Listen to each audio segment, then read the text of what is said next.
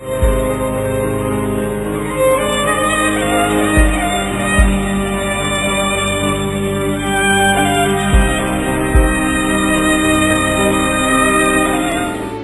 पुरानी निशानियां गुमसुम, जिंदगी की कहानियां गुमसुम, कत्ल कर आई है चरागों का, देख बैठी है आंधियां गुमसुम।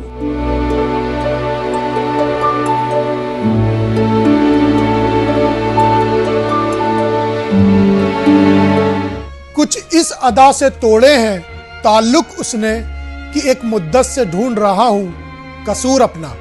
नमस्कार दोस्तों, मैं मोहसिन खान एक बार फिर आपका स्वागत करता हूं जिंदगी को जिंदगी से रूबरू करवाता हमारे प्रोग्राम जिंदगी में। दोस्तों, 7 फेरों से बंधा जन्मों का यह रिश्ता हर रिश्ते से ऊपर होता है। प्यार और विश्वास का यह अटूट बंधन कई बार न्याय के कटघरे में मजाक बनकर रह जाता है। आजकल ये आम हो गया है जब महिलाएं अपने कवच को अपना झूठा हथियार बनाकर पुरुषों पर अत्याचार कर रही हैं। हम यहां बात कर रहे हैं महिलाओं के हक में बने उन कानूनों की जिनका गलत इस्तेमाल कर महिलाएं अपने पति और ससुराल वालों के खिलाफ झूठे इल्जाम लगाकर उन्हें जेल की सलाखों के पीछे तक करवा देती हैं। 498 के केस डाल के ना बेचारे को बर्बाद कर दिया। 498 केस पढ़ने से बेचारा टूट गया। पुलिस आई, कांप रहा था, बुरी तरह कांप रहा था और पुलिस कहने लगी कि मैंने कहा अगर आपको लगता है ये इतना बड़ा क्राइम है, इतना बड़ा क्रिमिनल है तो अरेस्ट हिम, आप जो करना चाहते करें। जिंदगी के सफर में तजुर्बा कच्चा ही रह गया, हम ना सीख सके फरेब और ये दिल बच्चा ही रह गया। कभी कभी जो हम देखते हैं सुनते हैं वो सच नहीं होता। कभी कभी आंखों से निकले वो आंसू भी झूठे हो सकते हैं जिनके दम पर लोग तख्ता पलट कर देते हैं। हमारे पुरुष प्रधान समाज में नारी बेचारी है, लेकिन कभी कभी ये बेचारी नारी भी पुरुष को बेचारा बना देती है। अपने अधिकारों का गलत इस्तेमाल करके आज नारी ने पुरुष को अबला और बेचारा बना दिया है। कहा जाता है कि किसी भी परिवार को एक साथ बांधे रखने में उस घर की लक्ष्मी का हाथ होता है, लेकिन तब क्या जब वही लक्ष्मी पाने के लालच में सब हदों को पार कर दे। हमारे देश में औरतों के हित में कानून उनकी सुरक्षा के लिए बनाए गए थे, लेकिन इसी कानून का सहारा लेकर आज नारी ने पुरुषों पर अत्याचार करना शुरू कर दिया है। आइए जानते हैं कि आंकड़े क्या कहते हैं। साल 2011 में दहेज प्रताड़ना में 99,135 केस दाखिल हुए। 2012 में 1,06,527 केस दाखिल हुए। 2013 में 11,97,762 केस दाखिल हुए। नेशनल क्राइम रिकॉर्ड्स ब्यूरो यानी NCRB के अनुसार 2011 में 47,746 महिलाओं ने आत्महत्या की, वहीं 87,839 पुरुषों ने आत्महत्या की। 2012 में 46,992 महिलाओं ने आत्महत्या की, जबकि आत्महत्या करने वाले पुरुषों की संख्या 88,453 थी। इन सभी आंकड़ों में ज्यादातर शादीशुदा पुरुष हैं और आत्महत्या का कारण घरेलू झगड़े हैं। एक बेटी बहू बनकर जब दूसरे परिवार में आती है तो क्यों उस परिवार में रमने के बजाय वो पति के साथ अलग दुनिया बसाने की फिराक में रहती है? आखिर क्यों वो अपने पति के घर को सहजता से अपना नहीं पाती, बल्कि वो चाहती है कि पति ही अपने माता पिता भाई बहनों से अलग हो जाए। और जब पति ऐसा कर पाने में असमर्थता जताता है तो शुरुआत होती है छोटे मोटे झगड़ों से, जो बढ़ते बढ़ते तलाक तक जा पहुंचते हैं। आज सैकड़ों परिवार दहेज के कानून के आतंक के साए में जी रहे हैं। तलाक के बजाय ज्यादातर घर दहेज प्रताड़ना कानून के चलते बर्बाद हो रहे हैं। छोटे छोटे घरेलू झगड़े दहेज प्रताड़ना के केसों में तब्दील हो रहे हैं। कई बार बहू और उसके परिवार वाले किसी दूसरी बात का बदला लेने के लिए इस कानून का सहारा लेते हैं, और पति तो पति के पूरे परिवार को दहेज मांगने और महिला उत्पीड़न के झूठे केस में फंसा देते हैं। कुल मिलाकर कहा जा सकता है कि इस पुरुष प्रधान समाज में पुरुषों के लिए रहना मुश्किल हो रहा है। अपने कवच को उन्होंने हथियार बना अब मर्दों पर अत्याचार शुरू कर दिया है, जिससे शादी जैसा पवित्र बंधन आए दिन तार तार हो रहा है।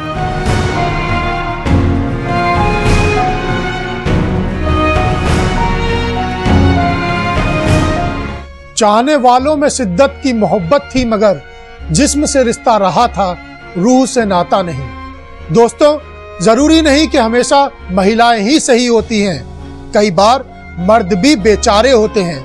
कई बार मर्द को भी दर्द होता है। महिलाएं आज कानून का कितना गलत फायदा उठा रही हैं, इस मुद्दे पर बातचीत करने के लिए हमारे साथ स्टूडियो में मौजूद है कुछ खास मेहमान। हमारे साथ मौजूद हैं ऋत्विक बसारिया जी, जो कि एक एनजीओ के साथ जुड़कर इस मुद्दे पर काम कर रहे हैं। लखनऊ से हमारे साथ हैं lawyer and activist Nutan Thakur ji. SP city Noida Dinesh Yadav ji भी हमारे साथ हैं इस मुद्दे पर बातचीत करने के लिए। दिल्ली हाईकोर्ट के रिटायर्ड जज RS सोडी जी भी हमारे साथ इस मुद्दे पर अपनी राय रखेंगे। साथ ही हमारे साथ हैं S दत्ता जी, मनोज वर्मा जी, मुकुल जी, सौरभ जी, जो इस दर्द से होकर गुजर चुके हैं। आप सभी अतिथियों का हम तहे दिल से स्वागत करते हैं। सबसे पहले ऋत्विक जी, हम आपके पास आना चाहेंगे। ऋत्विक जी, शायद ऐसे विज्ञापनों में जिनमें लिखा होता था पत्नी सताए तो हमें बताएं, हमें मजाक लगता था, लेकिन कहीं ना कहीं आज हमारे समाज की यह हकीकत है। इस पर आप क्या कहना चाहेंगे? नहीं मौसी जी, बिल्कुल सही बोला आपने कि सच्चाई जो है वो बिल्कुल ही भिन्न है। जो आंकड़े आपके वीडियो में आए वो भी उसी तरीके की चीज़ें दर्शाते हैं, लेकिन इन आंकड़ों से बढ़कर भी दुनिया बहुत ज़्यादा खराब हो चुकी है। हम लोग ये एनजीओ 2005 से सेव इंडियन फैमिली रन कर रहे हैं और हमारा एक हेल्पलाइन नंबर जो है 8882498498, उस हेल्पलाइन नंबर पे आप अगर आप देखें तो महिला हेल्पलाइन से ज़्यादा कॉलें हमारे पास आती हैं। लोग कहेंगे कि ये खुद में एक आंकड़ा नहीं है, नकारने को लोग नकारेंगे, लेकिन अगर आप सच्चाई देखें, आज की तारीख में करीब 50 ऐसे कानून हैं हिंदुस्तान में जो कि एक आदमी सिर्फ अपने लिंग पुरुष होने की वजह से इस्तेमाल नहीं कर सकता।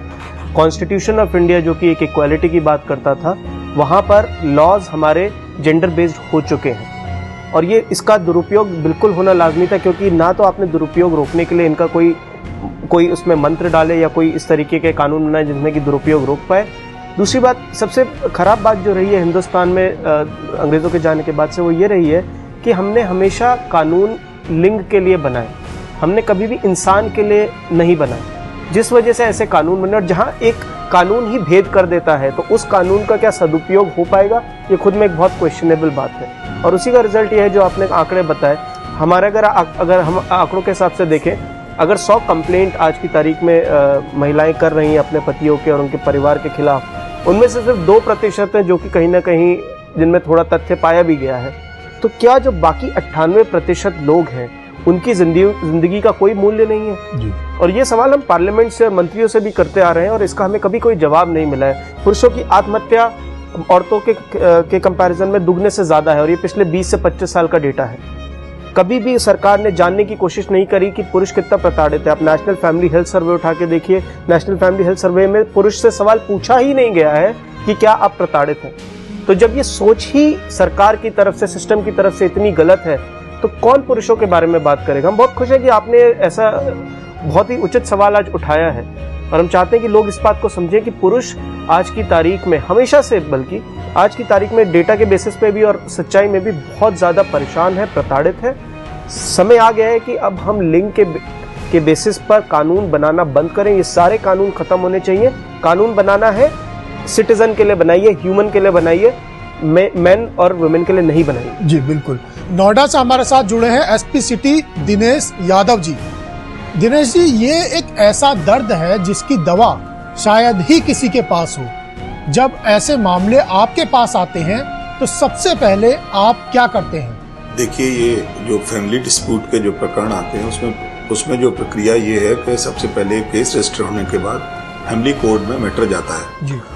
और फैमिली कोर्ट में वहाँ इनको पर्याप्त मौका दिया जाता है जज साहब द्वारा कि इनमें आपस में कोई सहमति बन जाए और परिवार न टूटे। जब सहमति नहीं बनती है उसके बाद पुलिस का रोल शुरू होता है और इन्वेस्टिगेशन होती है, और इन्वेस्टिगेशन में जो तथ्य आते हैं उसके आधार पर कार्रवाई होती है। जहाँ तक सवाल दुरुपयोग का है, तो कोई भी ऐसी चीज है जो यूज की जाएगी उसका दुरुपयोग भी होगा, लेकिन ये भी सत्यता है कि इस समाज में महिलाओं को आज भी कोई कुछ भी कह ले कि उनका प्रताड़न होता है, और ऐसे केसेस पुलिस में रिपोर्ट होते हैं।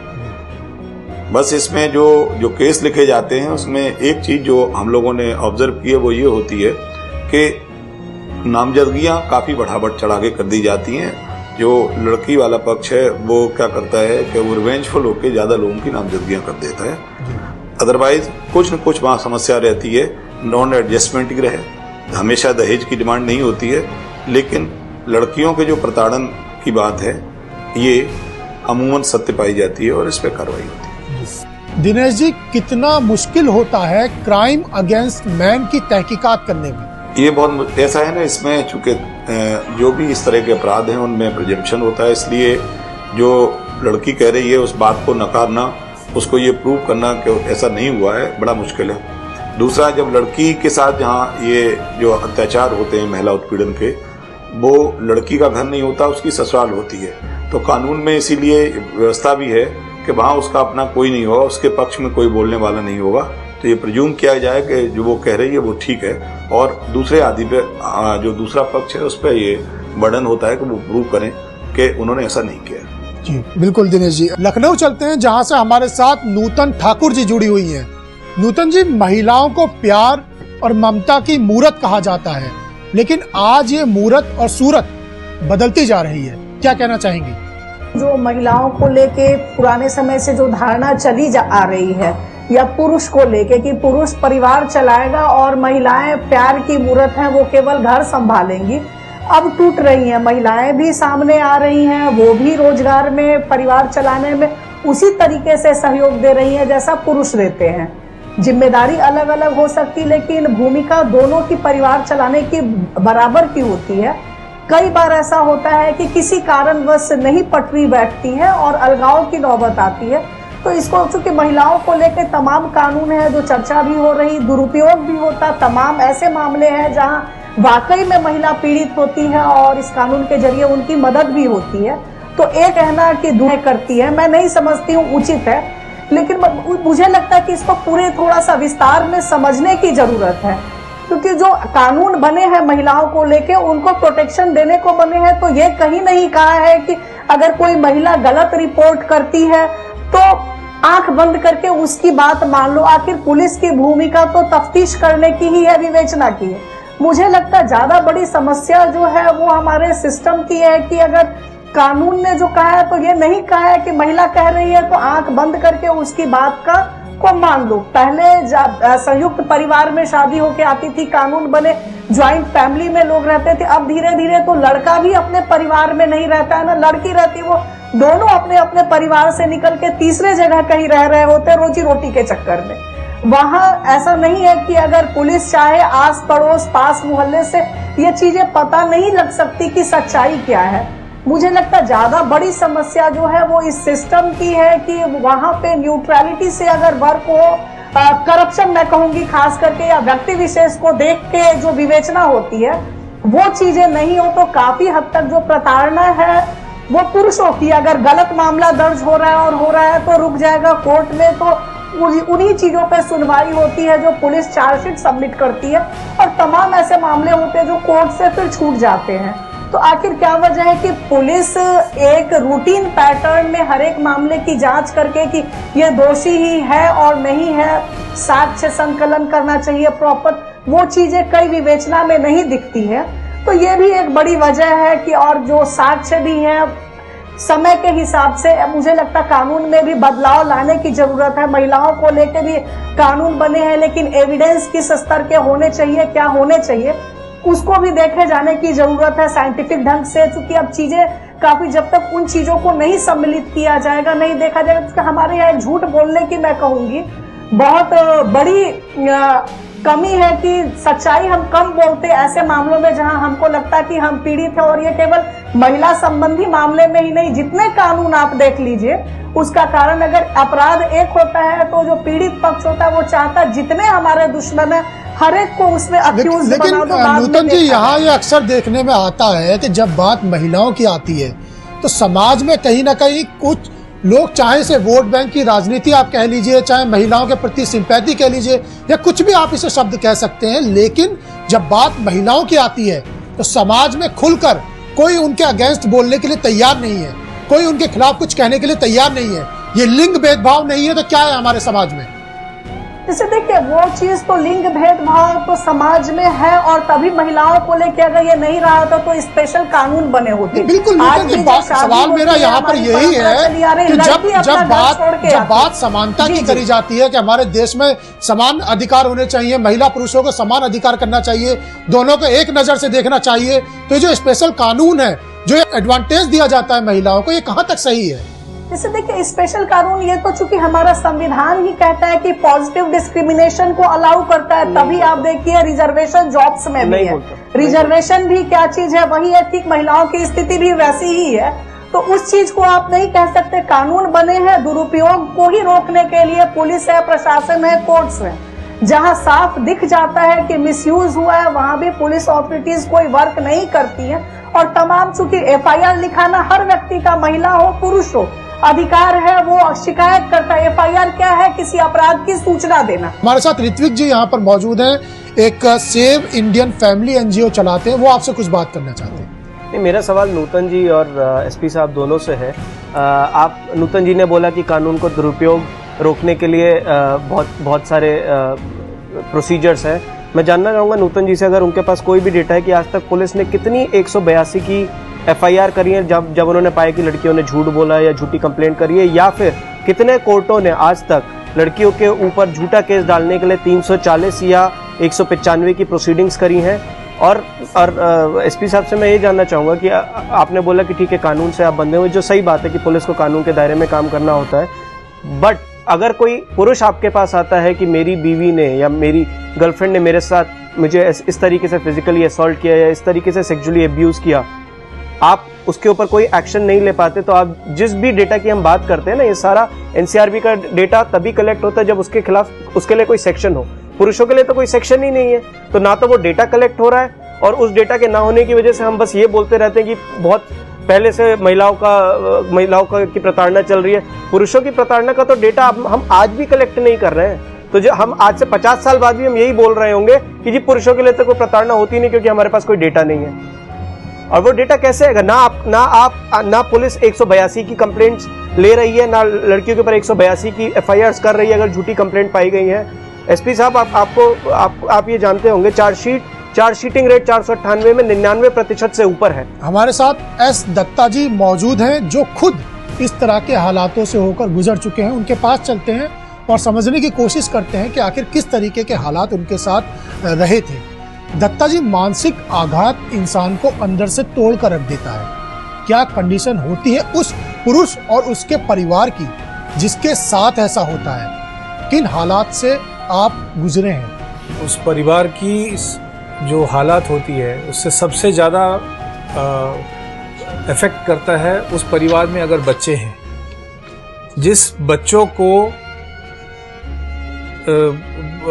पूरा प्यार मोहब्बत देके लेके आए हैं इस दुनिया में, और उन लोगों को आप प्रताड़ित करके, उन लोगों को तकलीफ देकर और उस पति को तकलीफ देकर आप उनके अगेंस्ट में जाके लॉन्च कर देते हैं FIR, उसके अगेंस्ट में लॉन्च कर देते हैं जाके वुमेन सेल के अंदर, जहाँ पे आपके वुमेन सेल के अंदर ये पूछा जाता है कि आप बताइए ये कानून, ये चीज गलत आपने किया है, ये गलत आपने किया है।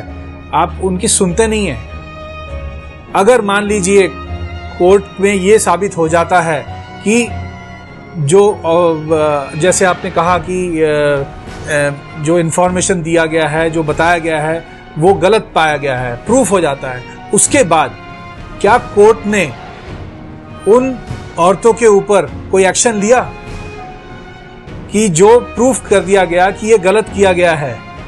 उसके बाद क्या किया? कुछ नहीं किया। हमारे साथ मौजूद हैं हाई कोर्ट के रिटायर्ड जज RS सोडी जी। सोडी जी, आज मर्दों की क्या स्थिति है समाज में, इस पर कुछ रोशनी डालिए। क्यों हमेशा पुरुषों को ही गलत समझा जाता है? ये देखिए, ये जो कानून बने हैं, ये कानून बने हैं इक्वलिटी के लिए, क्योंकि औरत इतनी इक्वल नहीं थी और इसको स्पेशल प्रोटेक्शन देने की ज़रूरत थी, इसलिए प्रजम्पशंस ऐड किए गए हैं और ये कहा गया है कि ये पर्टिकुलर जो कानून बने हैं ये सिर्फ इनकी हिफाजत के लिए बने हैं। लेकिन इस पर दुरुपयोग इतनी ज़्यादा शुरू हो गया है कि मुझे लगता है कि शायद ये अपना पर्पस नहीं सर्व कर रहे। लेकिन इसमें दूसरी चीज़ और भी सोचिए, एक और विमेंस ऑर्गेनाइजेशन अब चाह रही हैं कि मैट्रिमोनियल रेप को भी लॉ में रेप में लाया जाए। इसमें देखिए अब कितना ज़्यादा दायरा बढ़ जाएगा, इसे उसको भी सोचने की ज़रूरत है। लेकिन ये बात बिल्कुल सही है कि 80% जो एक्विटल होती हैं ये एक्विटल इसलिए नहीं होती कि भी केस ख़राब है, एक्विटल इसलिए होती है कि महिला अपना वापस ले लेती है अपना केस, ये कह के कि मेरे से गलती हो गई। और ये क्यों करती है, इसमें भी कई चीज़ें हैं, क्यों कर रही हैं, कैसे कर रही हैं। सो ये एक सोशल प्रॉब्लम है। ये डाइस लोडेड है अगेंस्ट मैन के अगेंस्ट, बहुत बुरी तरह लोडेड है और मिसयूज़ तो हो ही रहा है। तो हर एक लॉ मिसयूज़ तो होता ही है, लेकिन इसको बैलेंस कहीं ना कहीं बैलेंस लाना पड़ेगा। लेकिन सर आप ये कहीं ना कहीं मानते हैं कि इन जो कानून, सारे जो इस तरीके के कानून हैं, इनका प्रिविलेज कहीं ना कहीं महिलाओं को मिल रहा है और पुरुष जो है प्रताड़ित हो रहा है? जी, ये तो बात है। और ये कानून बने ही इसीलिए थे कि महिलाओं को थोड़ा सा और प्रोटेक्शन मिले। लेकिन तब भी जो भी होता है इस पर बैलेंस तो लाना ही चाहिए कहीं ना कहीं। सर, फेक डाउरी केसेस हो रहे हैं, फेक रेप केसेस हो रहे हैं। 4-5 साल एक महिला एक लिव इन रिलेशनशिप में रहती है, उसके बाद कह देती है कि मेरे साथ रेप हुआ। इस तरह के केसेस आ रहे हैं। सर, इन चीज़ों से कैसे निपटा जाएगा? फिलहाल तो निपटना मुश्किल है जी। ये तो लॉ कह रहा है और सुप्रीम कोर्ट ने भी कहा है कि लिव इन पार्टनर्स को भी राइट बन गया है कि वो आपको रेप वगैरह के में पुरुष को अंदर कर सके। लेकिन ये वही मैं कह रहा हूँ कि ये अब दुरुपयोग तो हमें पता चल गया, लेकिन अब स्टेटिस्टिक्स तो कहीं ना कहीं लाने ही पड़ेंगे ना, कभी तो हम बैलेंस कहाँ किया जाए। और बैलेंस करने की बहुत सख्त ज़रूरत है। और हर एक केस, हर एक जो भी कानून है वो भी उसकी दुरुपयोग होता है, लेकिन इसमें थोड़ा सा ज़्यादा हो रहा है। मनोज जी, घरेलू हिंसा का शिकार हुआ शख्स कभी भी अपने डर से बाहर नहीं आ पाता है, पीड़ित मनोरोग की स्थिति में पहुंच जाता है। आप इस दर्द से होकर गुजर चुके हैं, क्या कहना चाहेंगे? क्या हुआ था आपके साथ? मैं एक सॉफ्टवेयर प्रोफेशनल हूँ और 10-12 साल से घर से बाहर ही रहता हूँ। घर में नहीं रहता हूँ और मम्मी पापा से अलग रहता हूँ। तो जैसा एक भारतीय पुरुष सोचता है कि शादी के बाद खुशियाँ आएंगी, ये होगा वो होगा, तो ये मेरी जो धारणा थी खुशियों वाली, ये 1 महीने में ही टूट गई। मतलब 1 महीने में छोटी सी बात हुई कि उनके परिवार वालों ने बोला कि घर आना चाहते हैं, तो मैंने बोला कि अभी थोड़ा सा इंतजाम नहीं है और थोड़ा टाइम लगेगा। तो इस बात को उन्होंने इतना प्रेशराइज़ किया, इतना मुझे प्रताड़ित किया। मतलब उनके फादर ने मुझे कॉल करके बोला कि तुम अगर हमको घर नहीं बुलाओगे या फिर हमारी कोई बात नहीं मानोगे तो हम तुम पे 498 लगा देंगे। मतलब मुझे तो इस बात का लॉजिक समझ में नहीं आया कि शुरुआती दौर में जब कुछ हुआ ही नहीं, इस तरह से धमकी देने का क्या मतलब है। फिर लगातार मुझे धीरे धीरे ये बातें ऐसी बढ़ी घर परिवार वाली कि मेरी वाइफ ने मुझे सुसाइड करने की धमकी दी, बार बार छोड़ के जाने की धमकी दी, बार बार ये बोलती रही वो कि मैंने शादी करके गलत कर दी।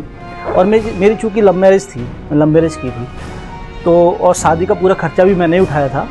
तो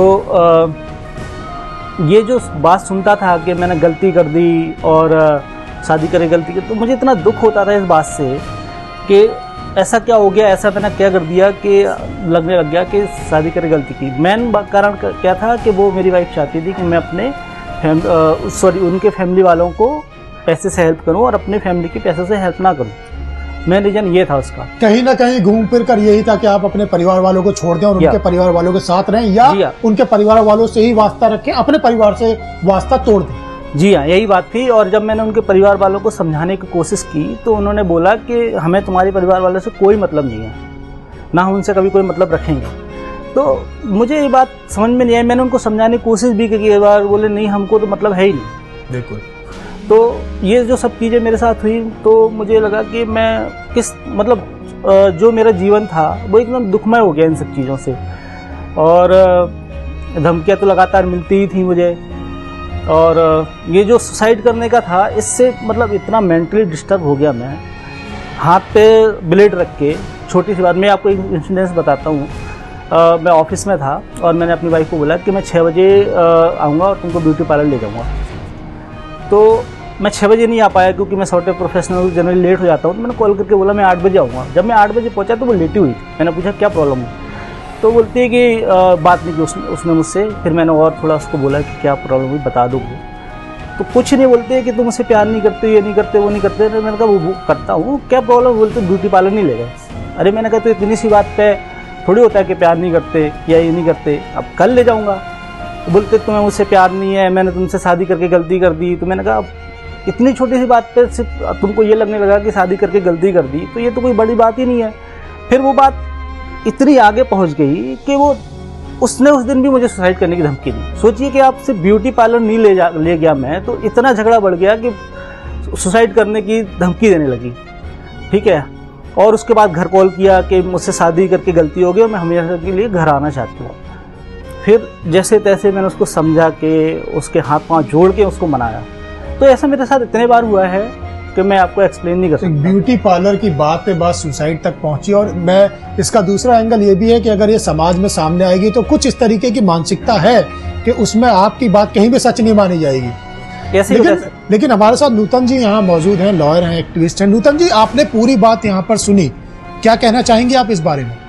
देखिए, मैं फिर वही कहना चाहूंगी जो मैंने पहले कहा था। मैंने जो बात सुनी उससे भी ये निकल के आता, लड़की ने कहा सपोर्ट किसका था, लड़की के पिता का था जी।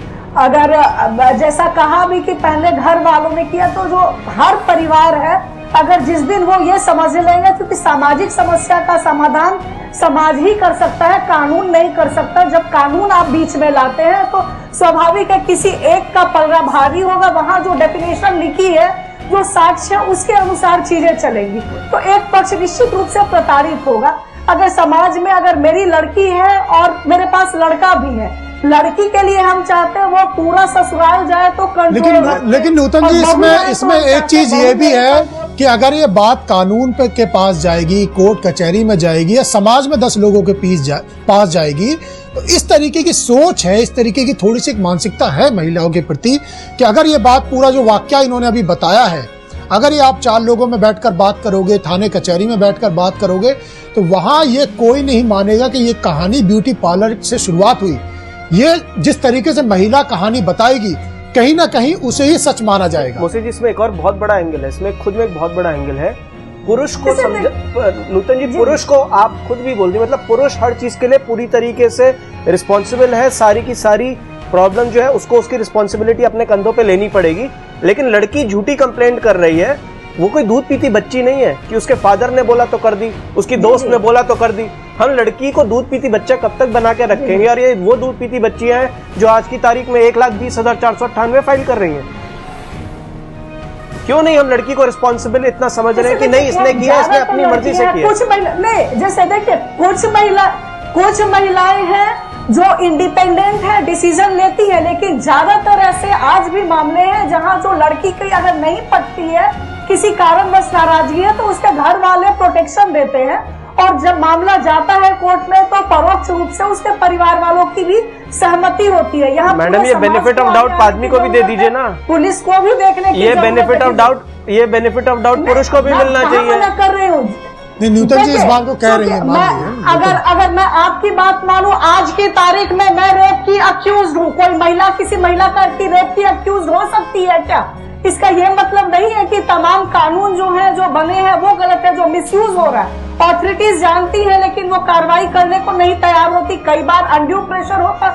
ऐसे मामलों में भी आपकी ऑथोरिटी अगर ले जाइए, अगर मामला सही है, ऑथोरिटी निष्पक्ष सुने तो आपकी बात को भी उतनी ही तवज्जो से सुनेगी। लेकिन जहाँ पे समस्या आती है कि पलड़ा देखा जाता, कौन पक्ष कितना मजबूत है, किसका राजनीतिक रसूख ज्यादा है, उस हिसाब से जब कानून चलने लगता है तो स्वाभाविक है कि पुरुष पीड़ित होगा ही होगा।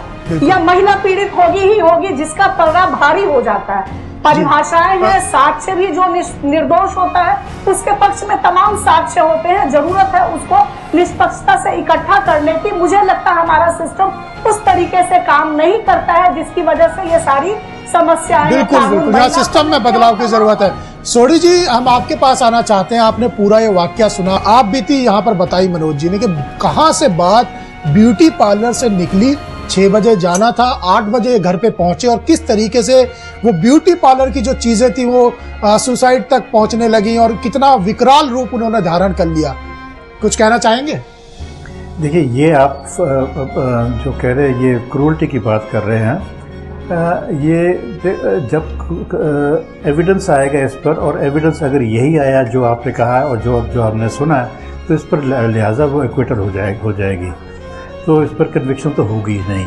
लेकिन सर ये आपको नहीं लगता कि ये ब्यूटी पार्लर ये ब्लैकमेलिंग का रास्ता दिखा रहा है और इसमें प्रताड़ित हो रहा है पुरुष?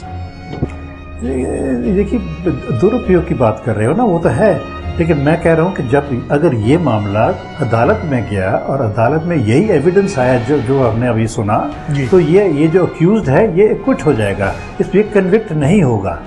इसलिए जब तक जो कानून की बात है, कानून ठीक ही है। जी सर, जरा पाने की चाहत में बहुत कुछ छूट जाता है, न जाने सब्र का धागा कहाँ पर टूट जाता है। किसे हमरा कहते हो, यहाँ तो अपना साया भी कहीं पर साथ रहता है, कहीं पर छूट जाता है। फिलहाल हमारी इस खास पेशकश में यहाँ रुकेंगे एक छोटे से ब्रेक के लिए।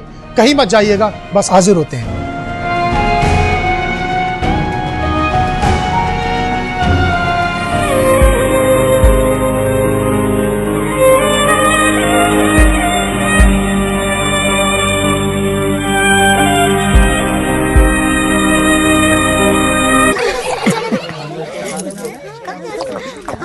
नीचे।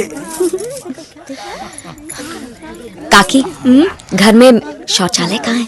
बहू को घर में कहाँ, खुले में ही जाना पड़ेगा। फिर तो तुम घूंघट भी खोल ही दो। एक तरफ तो आपको बहू का घूंघट भी सरकाना गवारा नहीं, और दूसरी तरफ उसे खुले में। इस तरह तो हमने कभी सोचा ही नहीं था। तो अब सोचो, घर में शौचालय बनवाओ और इस्तेमाल करो। स्वच्छ भारत मिशन, एक कदम स्वच्छता की ओर। जहाँ सोच वहाँ शौचालय। भारत में लगभग 3 करोड़ विकलांग जन हैं, किंतु हमारे सरकारी भवन, अस्पताल, विद्यालय विकलांग जनों के लिए सुगम्य नहीं है। यही हाल हमारे रेलवे स्टेशन, बस स्टॉप, बसों तथा रेलगाड़ियों का है। हमारी वेबसाइट्स यदि W3C सुगम्यता मापदंडों को पूरा नहीं करती, तो वे दृष्टिबाधित और श्रवण बाधित व्यक्तियों के लिए पूरी तरह उपयोगी नहीं है। आइए हम बाधा रहित वातावरण का निर्माण करें। सुगम्य भारत अभियान। देश का प्रत्येक विकलांगजन अन्य सामान्य व्यक्तियों के समान स्वावलंबी होकर सम्मान और गरिमा के साथ जीवन यापन करे।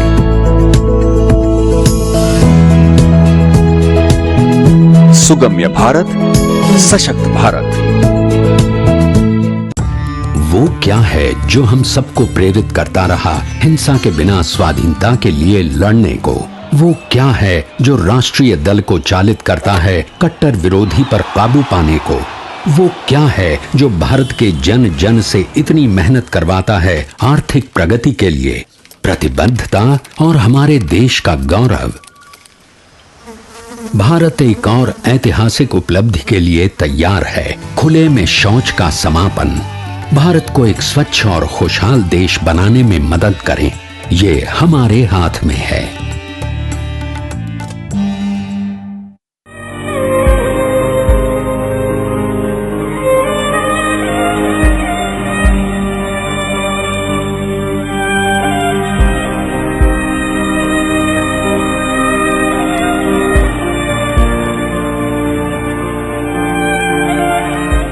उस एक चेहरे ने हमें तन्हा कर दिया, वरना हम तो अपने आप में ही एक महफिल हुआ करते थे। ब्रेक के बाद आप सभी का स्वागत है हमारी इस खास पेशकश में। मुकुल, क्या हुआ था आपके साथ? हम जानना चाहेंगे कि किस दर्द से होकर आप गुजरे। जी बहुत बहुत धन्यवाद। अभी तो मेरा डिवोर्स हो चुका है, मैं तलाकशुदा हूँ। मेरी जब शादी थी तो मैं नौकरी करके लौटता था, शिफ्ट में नौकरी करता था और कभी 6 बजे लौट रहा हूँ, कभी 8 बजे लौट रहा हूँ, कभी रात के 1 बजे भी लौट रहा हूँ।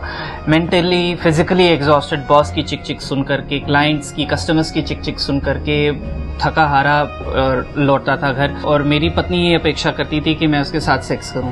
तो कई बार ऐसा हुआ कि मैं सो गया उसको नज़रअंदाज करके, तो फिर उसने और उसके मम्मी पापा ने, मेरी एक्स वाइफ ने और उसके मम्मी पापा ने मुझे और मेरी मम्मी को फ़ोन पे धमकी दी कि आपका लड़का जो है हमारी लड़की की फ़िज़िकल नीड्स पर ध्यान नहीं दे रहा है, हम उस पर केस कर देंगे, हम पैसा लेंगे, हम आपको जलील कर देंगे। और इस किस्म की उन्होंने लीगल एक्शन देने की धमकी दी। तो फिर मैं बहुत डर गया उससे। तो मैं थका हारा भी होता था, फिर भी मैं ज़बरदस्ती अपने आप को फोर्स करता था, अपने मजबूरन करता था अपनी बीवी के साथ। तो ये होता था। तो फिर मैं ये सवाल करना चाहता हूँ कि क्या ये मेरा सेक्सुअल अब्यूज़ नहीं है? ये मेरे साथ ज़बरदस्ती नहीं? अगर मेरे साथ ऐसा होता है तो मैं अपनी व्यथा किसके सामने कहूँ? और कई बार ऐसा होता था कि मेरी इच्छा हो रही होती थी तो वो टीवी देख रही होती थी। तो अगर मैं ज़बरदस्ती करूं या मैं बोलूं कि मेरी इच्छा हो रही है या मैं अपनी इच्छा व्यक्त करूं तो आप मेरे ऊपर मैरिटल रेप का केस कर देंगे, तो मैं कहाँ जाऊं? मेरी तो कोई सुनने वाला नहीं है। और मज़ेदार बात यह होती थी कि मैं जब रात में लौटता था तो वो सेक्स के लिए तो तैयार होती थी, लेकिन खाना मैं अपना खुद से लेता था, किचन में जाकर के खाना गर्म करता था, लेता था। तो वो पत्नी का धर्म नहीं निभाती थी, लेकिन वो मुझसे अपेक्षा करती थी कि मैं पति का पूरा धर्म निभाऊं। और इसके अलावा और भी बहुत सारी चीज़ें थी। वो मुझे फीवर में छोड़ करके अपने मैके चली गई, फिर वो अपेक्षा करती थी, फिर उसका फ़ोन आया कि मुझे लेने आओ। मैंने कहा उस दौरान मैं ये साउथ दिल्ली में रहता था, पर्यावरण कॉम्प्लेक्स में, और वो नॉर्थ दिल्ली में रहती थी। तो वो ये चाहती थी कि मैं बुखार में साउथ दिल्ली से नॉर्थ दिल्ली उसको लेने जाऊँ। मैंने मना कर दिया, मैं नहीं आ सकता। तो फिर उसके पिताजी का फ़ोन आ गया, मेरे ऊपर चिल्लाने लगे कि तुम हमारी लड़की को ऐसे बदतमीजी से जवाब मत दिया करो। तो ये मेरा फिजिकल एक्सप्लॉयटेशन नहीं है। मेरे लिए कौन सा कानून का सेक्शन बना हुआ है? मैं किसके पास जाऊं? नूतन जी, आपने भी पूरी बात सुनी, कुछ कहना चाहेंगे इस बारे में? जी बिल्कुल। क्योंकि देखिए, मैंने एक पक्ष की बात सुनी और जितनी बात सुनी, जो चीजें आई, एक तो हमारे यहाँ मैरिटल रेप का कोई कॉन्सेप्ट अभी तक नहीं आया है। निश्चित रूप से जिस दिन आएगा तो उसके भी मिसयूज शुरू हो जाएंगे, इससे इनकार नहीं किया जा सकता। लेकिन कई सारे जो प्रॉब्लम भी कई बार घरेलू झगड़े की शुरुआत बहुत छोटी छोटी चीजों से होती है, और अगर सामने वाला समझाने वाला हो, चूंकि जब शादी होती है न लड़के उतने मैच्योर होते न लड़की मैच्योर होती है। अगर परिवार वाले मैच्योर होते, वो समझा ले जाते। हर शादी में कुछ न कुछ परेशानी आती है, उसके बाद भी अगर शादी संस्था के रूप में काम नहीं कर रही होती तो आज भी तमाम विवाहित जोड़े जो अच्छे से अपना दाम्पत्य बिता रहे हैं हमारे सामने नहीं होते।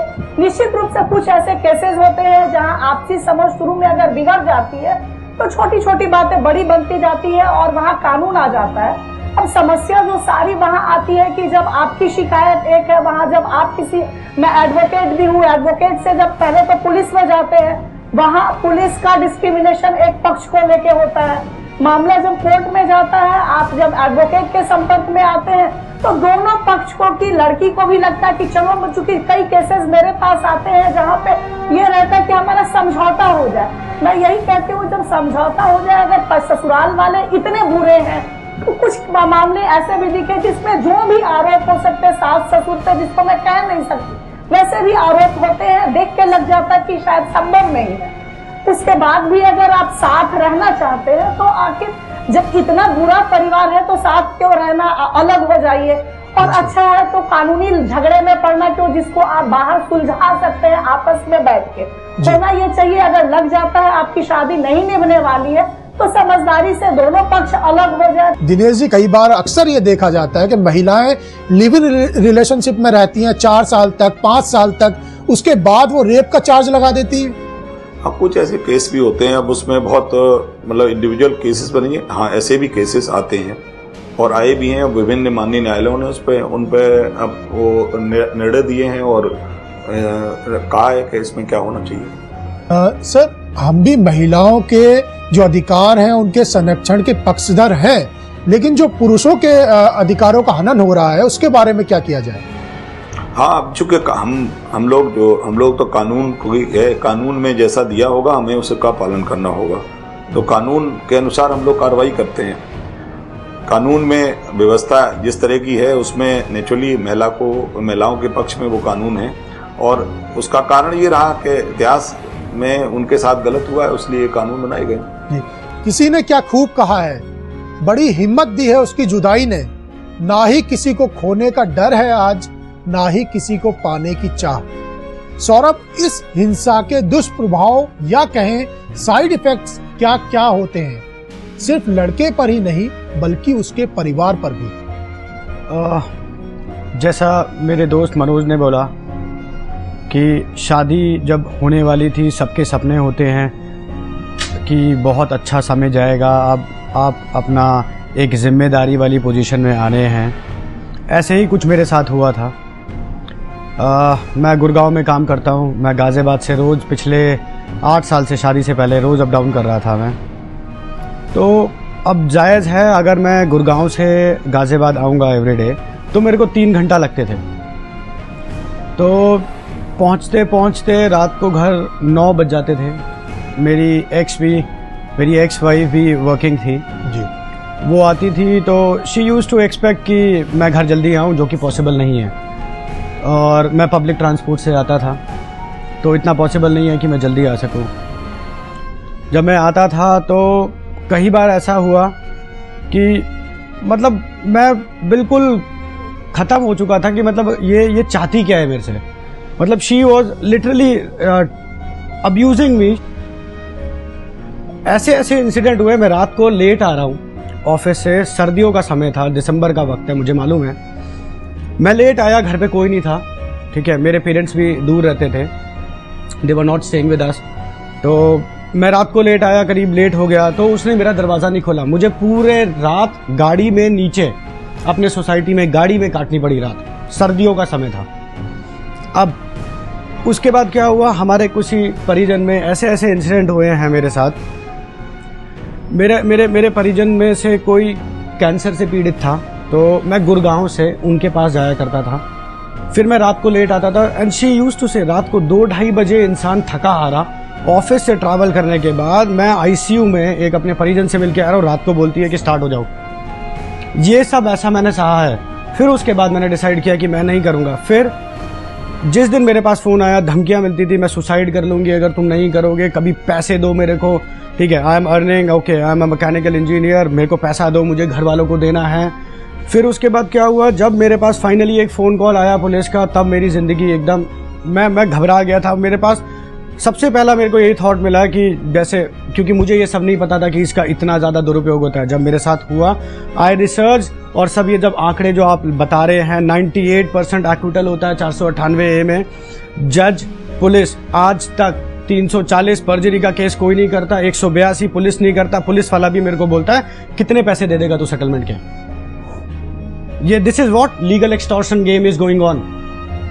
हमारी कौन सुनता है? कोई भी नहीं सुनता। आज की डेट में mister Sodhi ji, with all due respect sir, ये बोलते हैं कि आप एविडेंसेस, मैं एविडेंसेस कैसे प्रूफ करूंगा? मुझे तो नहीं पता था ना कि मेरी शादी ऐसी खराब जाएगी। मैं कैसे एविडेंस प्रूफ करूंगा इस चीज के? Do I record my evidences? Do I record everything? कौन करता है ऐसे शादीशुदा जिंदगी में?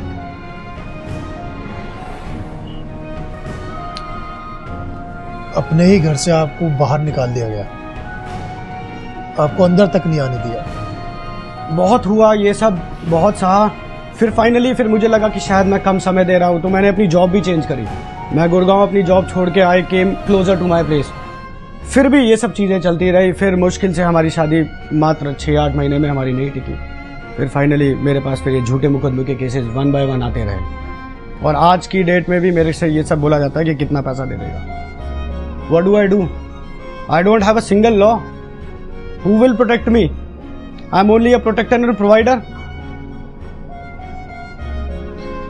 सर, यहाँ सोडी जी, अब आपके पास आना चाहेंगे। आपसे एक छोटा सा सवाल करना चाहता हूँ। यहाँ सारी बातें निकल के सामने आ रही हैं, तो एक आदमी कैसे इसके एविडेंस इकट्ठा करे? क्या वो सीसीटीवी लगा दे अपने बेडरूम में जाके, या क्या करे आदमी एक ऐसा कि कुछ इसके एविडेंस वो कोर्ट में पेश कर सके?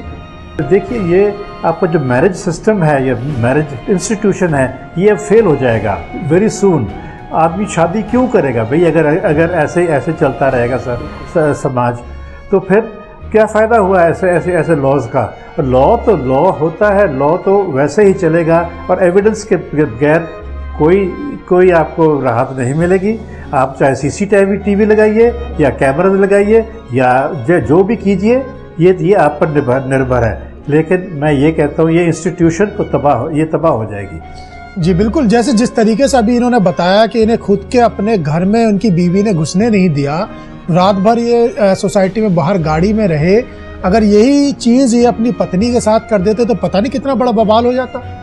ऋत्विक जी, हम आपके पास आना चाहते हैं। ऋत्विक जी, पुरुषों के खिलाफ इस हिंसा के पीछे क्या मुख्य कारण है? क्या वजह है कि घर को हमेशा एक सूत्र में जोड़े रखने वाली औरत अपने बसे बसाए घर को तोड़ने पर मजबूर हो जाती है? देखिए, अगर आप आज की तारीख में सोसाइटी देखें तो हम लोग मुहावरों की दुनिया से बाहर आ चुके हैं। बहुत ऐसी रियलिटीज़ हमारे सामने आ चुकी हैं जो हम शायद समझते थे। परिवार जो हमें समझाया जाता था, परिवार जो हमें समझाया जाता था, महिला, उन सब के बिल्कुल ही उनका यू टर्न हो चुका है। आज की तारीख में जब महिला घर में आ रही है, उसके पास इतनी ज़्यादा एक्सपेक्टेशंस हैं।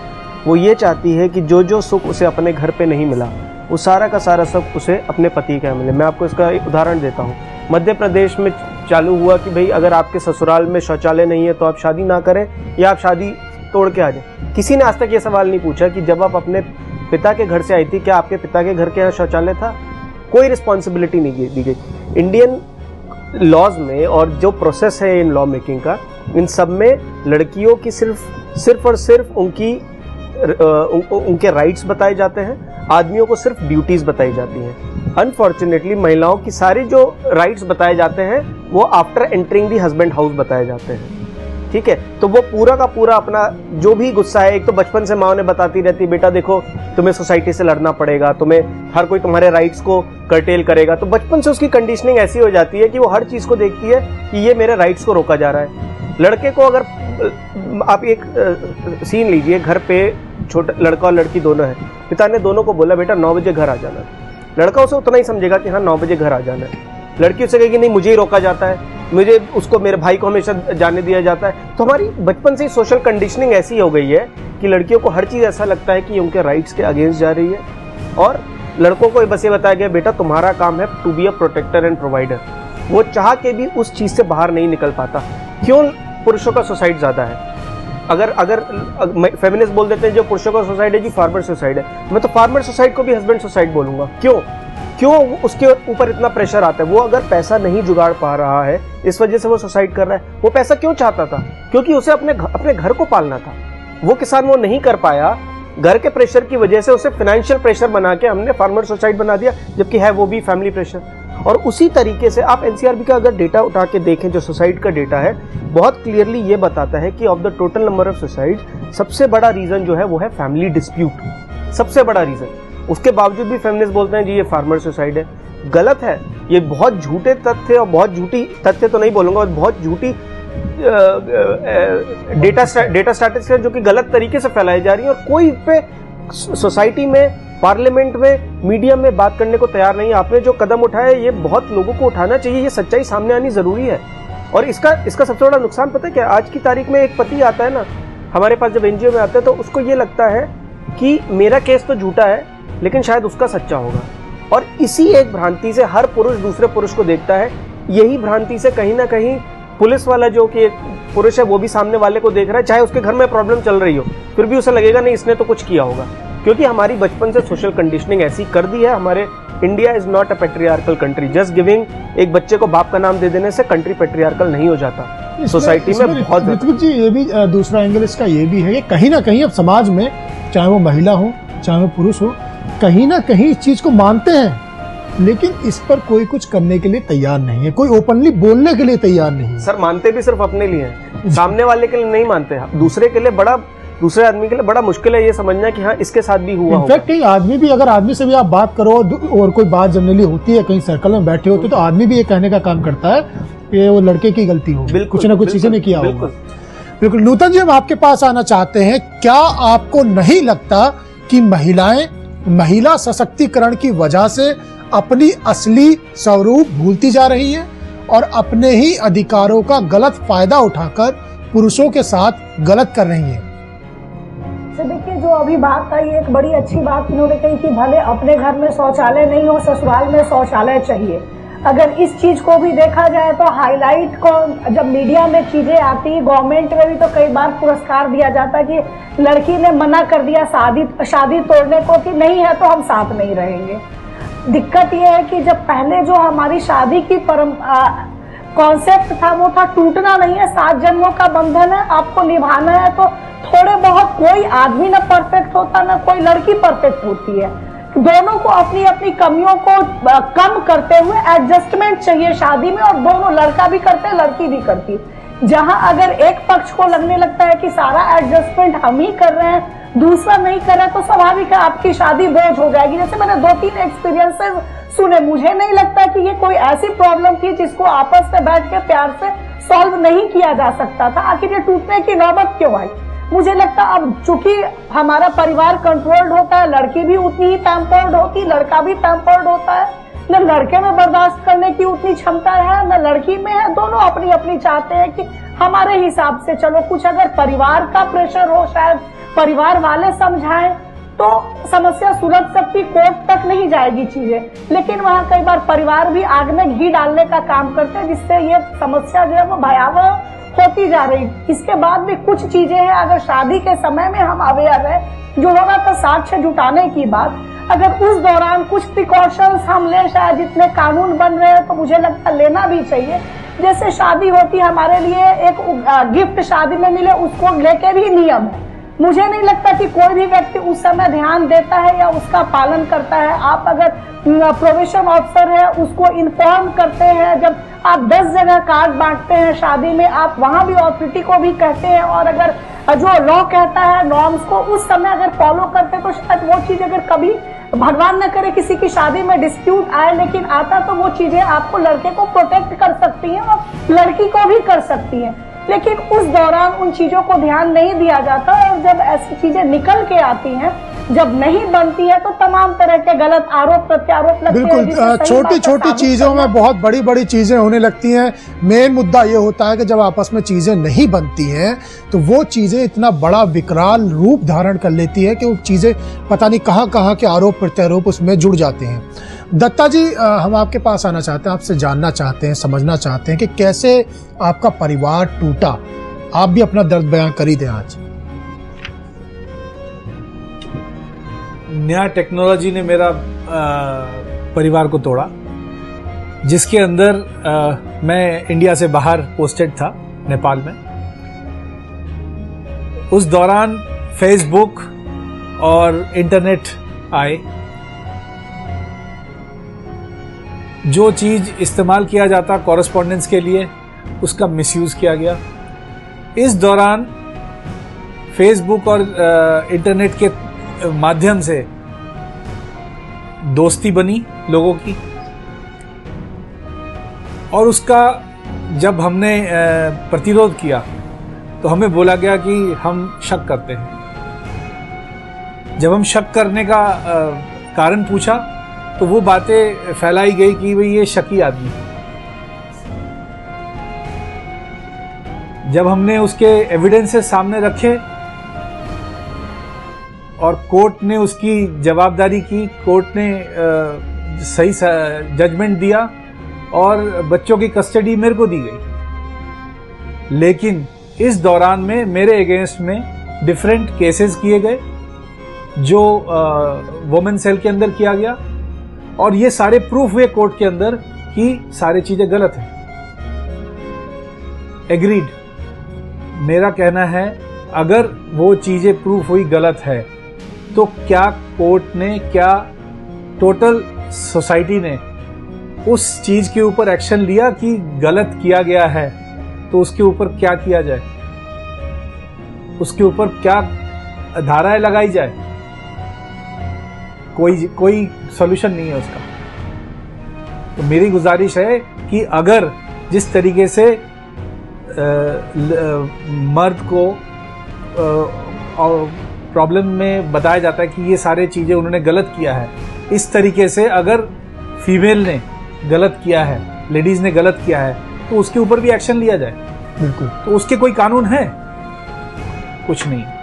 कहीं ना कहीं ये जो एक कहावत है कि मर्द को दर्द नहीं होता, मर्द को बहुत दर्द होता है, ये हो सकता है कहीं ना कहीं वो दिखाने में पीछे रहते हो या वो दिखाते ना हो, लेकिन मर्द को बहुत दर्द होता है। सोनी जी, आखिर में आपने पूरी चर्चा यहाँ सुनी, आपने दत्ता जी का पूरा केस सुना, उसमें जुडिशियल सिस्टम ने माना कि महिला कहीं ना कहीं गलत थी। अगर यही चीज किसी मेल ने करी होती तो उसके ऊपर कुछ ज्यादा केसेस होते या किसी और तरीके से पनिशमेंट उसे दिया जाता।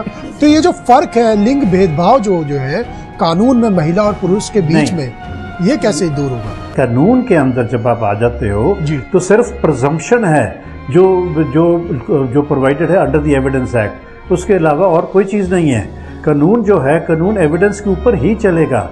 लिहाजा इसी के लिए आप 80% 90% जो एक्विटल्स हो रही हैं तभी हो रही हैं। अगर महिलाओं को ऐसे ही माना जाता कि वो सच बोलती है तो एक्विटल्स क्यों हो? जी सोनी जी, आज आप सब मेहमानों की बातों को सुनने के बाद मैं एक बात कहना चाहता हूं कि वैसे तो हमारा संविधान सबको एक समान देखता है, पुरुष और स्त्री में कोई भेद नहीं करता। तो फिर जब महिलाओं के लिए इतने कानून हैं, महिलाओं की सुरक्षा के लिए महिला आयोग है, तो फिर पुरुषों के लिए ये सब क्यों नहीं? तो क्या पुरुषों के लिए पुरुष आयोग का गठन नहीं किया जाना चाहिए? बहरहाल प्रोग्राम के अंत में यही कहना चाहूंगा, न कर तू इतनी कोशिशें मेरे दर्द को समझने की, पहले इश्क कर फिर चोट खा फिर लिख दवा मेरे दर्द की। दोस्तों, आज पूरा विश्व हमारी सभ्यता, हमारी संस्कृति को सलाम करता है। इस संस्कृति और सभ्यता की मर्यादाओं को कभी ना भूलें, क्योंकि प्यार से हर चीज को पाया जा सकता है, लेकिन नफरत सिर्फ नफरत ही देती है।